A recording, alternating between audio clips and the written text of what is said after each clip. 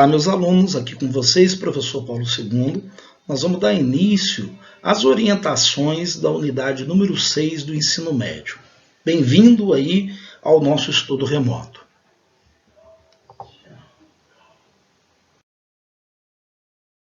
Bem, inicialmente eu quero dar o parabéns para você, colega, que chega na última unidade do nosso estudo de matemática do ensino médio. Sei que foi uma tarefa dura, árdua, mas você agora se encontra na última etapa para conseguir o seu certificado do ensino médio. Nessa unidade nós vamos estudar análise combinatória e probabilidade. Duas matérias aí que requer muita atenção, muito cuidado, mas são matérias muito bacanas de estudar. Cada tópico nós teremos uma orientação como desta aula para te ajudar nos seus estudos remotos. Primeiro passo é a gente entender o que vem a ser a análise combinatória. A gente entende a análise combinatória como o ramo da matemática que estuda os diferentes critérios de contagem que um determinado conjunto finito de objetos podem ser agrupados. Pois bem, a gente sempre pergunta, né? Poxa, quem inventou essa coisa de matemática? Quem inventou a análise combinatória? Trouxe para vocês 3 dos principais matemáticos que trabalharam com análise combinatória. O primeiro, Gerolamo Cardano, matemático italiano fantástico. Niccolo Fontana Tartaglia, outro matemático fantástico que trabalhou com análise combinatória praticamente na mesma época que Cardano.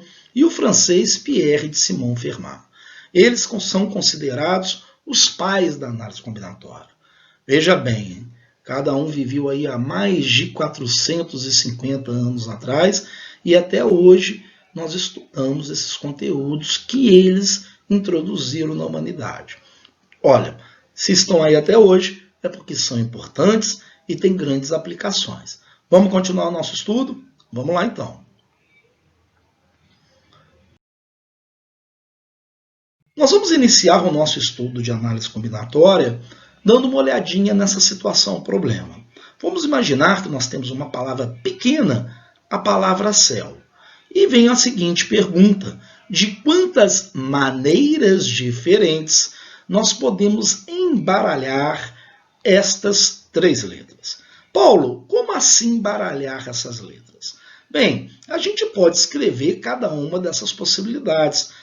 Eu posso ter a palavra céu escrita dessa forma, na forma original, e cada vez que eu troco de posição essas letrinhas, eu tenho uma nova possibilidade de embaralhamento.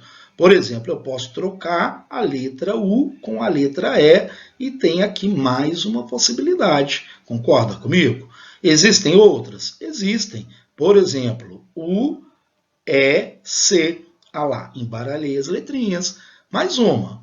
U, C, E. Será que tem mais? Tem.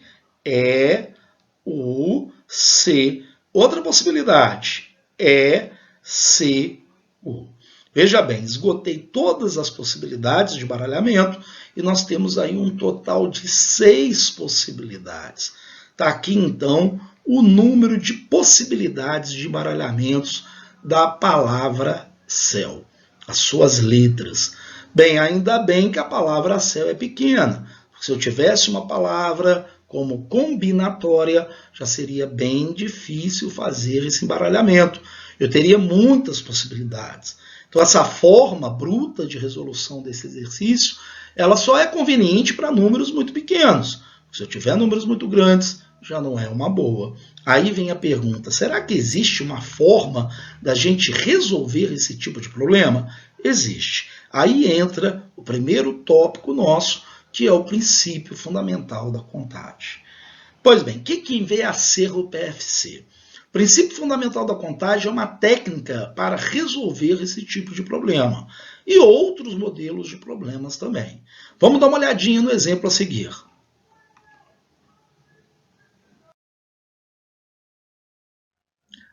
Vamos lá, esse problema está na nossa apostila, ele já está resolvido e eu vou resolver agora com vocês, para vocês terem ideia do que foi feito.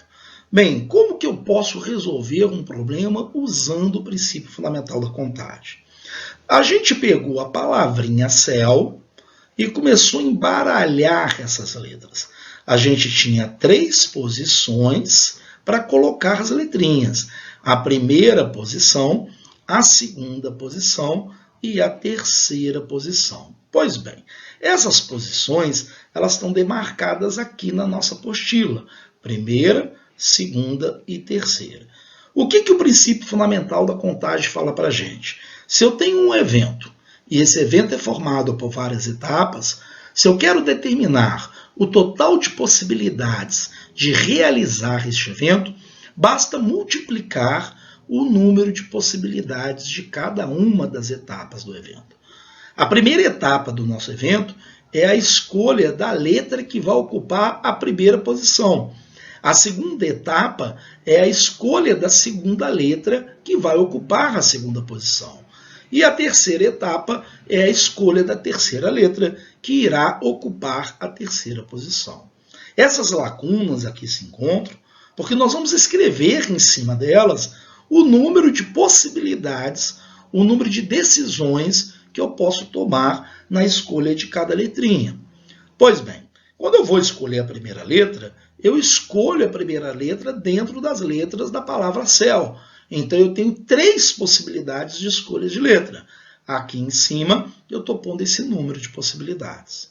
Quando eu chego na segunda etapa, eu vou ver quantas possibilidades de letras eu posso colocar aqui em cima. Como eu já escolhi uma letra para a primeira etapa, por exemplo, poderia ter escolhido a letra U para ocupar essa posição, eu tenho 2 letrinhas apenas para ocupar a segunda etapa. E quando eu chego na última etapa, já tendo escolhido as letras que irão ocupar a primeira e a segunda posição, por exemplo, escolhi a letra U e a letra C, me sobram apenas uma letrinha para ocupar a terceira posição. Pelo princípio fundamental da contagem, o produto desse número de possibilidades vai dar para a gente o total de possibilidades de embaralhamento, o total de possibilidades de realizar este nosso evento. Então, o produto 3 vezes 2 vezes 1 vai dar para a gente esse total de possibilidades. Veja que é a mesma resposta que nós encontramos escrevendo uma por uma das possibilidades. Ok?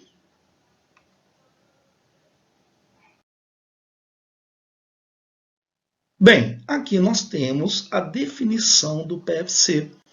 O que diz para a gente essa definição? Se você tem um evento e esse evento se dá por N etapas sucessivas independentes, o número de maneiras, de possibilidades de se realizar este evento é o produto do número de possibilidades de cada uma dessas etapas. Então, se eu tenho um evento que pode se realizar de N maneiras, onde cada etapa tem uma quantidade de possibilidades, um número de possibilidades, então o produto desse número de possibilidades vai nos dar o total de possibilidades na realização deste evento. É importante que em análise combinatória a gente faça bastante exercício. Então nós vamos fazer mais um exemplo agora.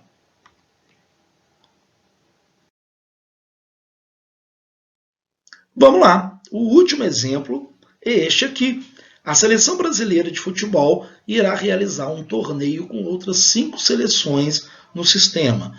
Todos jogam contra todos uma única vez. Quais são as possíveis sequências de resultados, vitória, empate e derrota, da equipe brasileira nesse torneio? Então veja bem, a seleção brasileira quando joga, ela tem 3 possibilidades de resultados. Ou vitória, ou empate, ou derrota. Ok? E ela vai realizar aí um total de 5 jogos, ok? 5 partidas. Cada uma dessas partidas, ele tem quantas possibilidades de resultado?